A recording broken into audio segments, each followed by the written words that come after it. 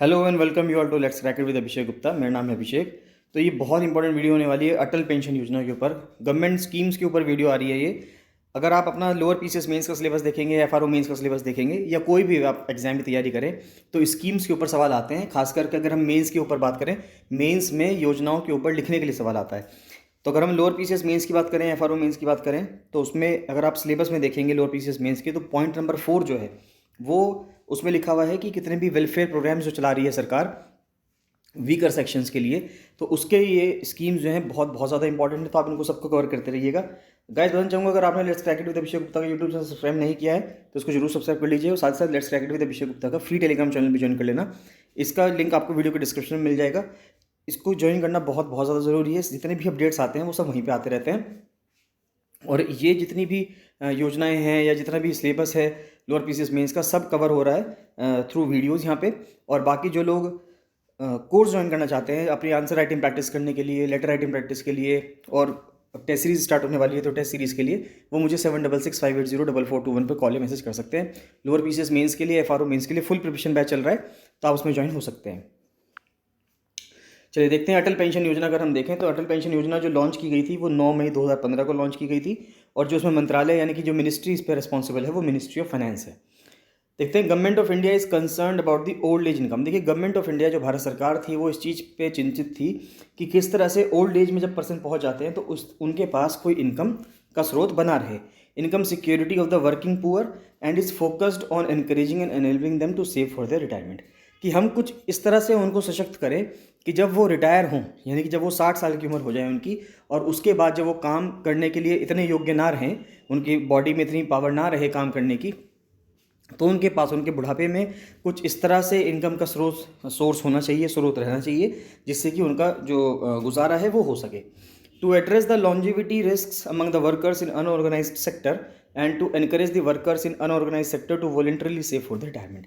तो अब इसमें क्या किया जा रहा है, ये जो अटल पेंशन योजना है इसके तहत लोगों को, जो अनऑर्गेनाइज सेक्टर के जो लोग हैं उनको प्रोत्साहित किया जा रहा है कि आप जो है सेव करें, जिससे कि बाद में रिटायरमेंट के टाइम पे आपको कुछ पैसा मिल सके। तो गवर्नमेंट ऑफ इंडिया ने इस वजह से एक अनाउंस करी, एक नई स्कीम निकाली, अटल पेंशन योजना। 2015-16 के बजट में इसको लॉन्च किया गया।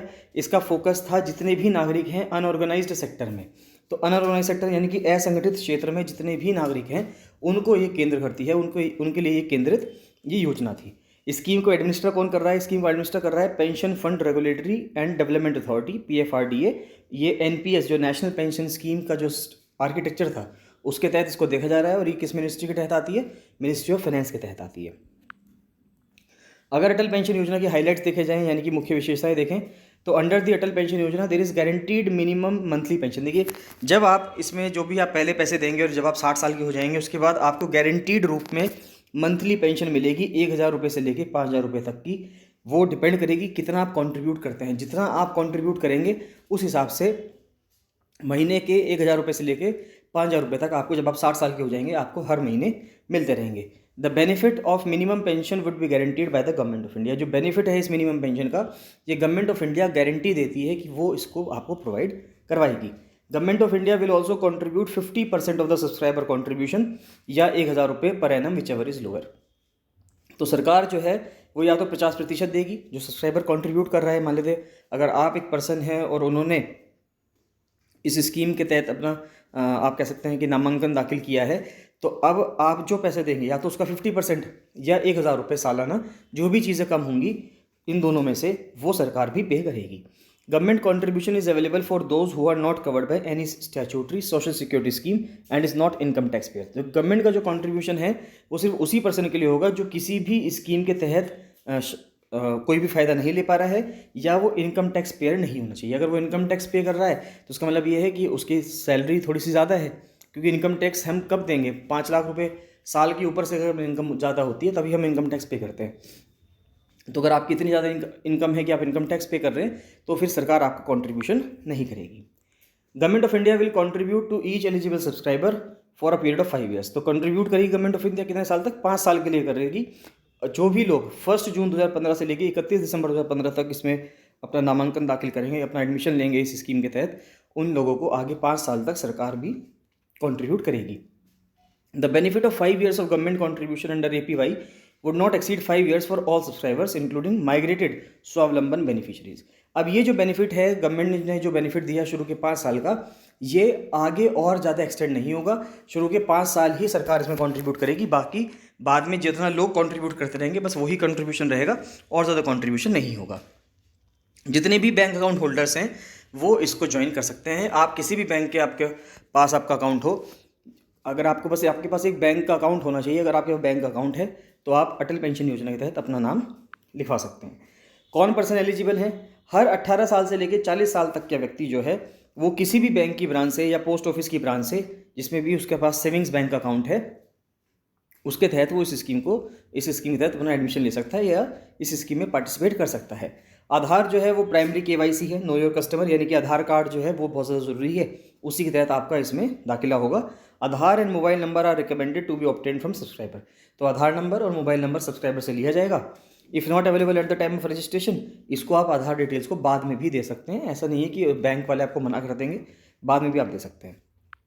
इससे बाहर कैसे निकलेंगे? अगर आपको ये बाहर निकलना है इस स्कीम से, एक बार आपने इसमें एडमिशन ले लिया और आप चाहते हैं कि मुझे इस स्कीम से बाहर निकलना हो, तो या तो जब आप 60 साल की एज पालेंगे तो अपने आप ही ऑटोमेटिकली एग्जिट हो जाएगा।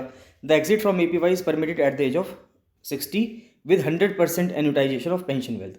जब 100% एनुटाइजेशन हो जाएगा, यानी कि 100% आपका वार्षिकीकरण हो जाएगा, तब आप जब 60 साल की आयु प्राप्त कर लेंगे उस टाइम पे ऑटोमेटिकली बंद हो जाएगा और आपको हर महीने उसके बाद से पेंशन मिलनी शुरू हो जाएगी।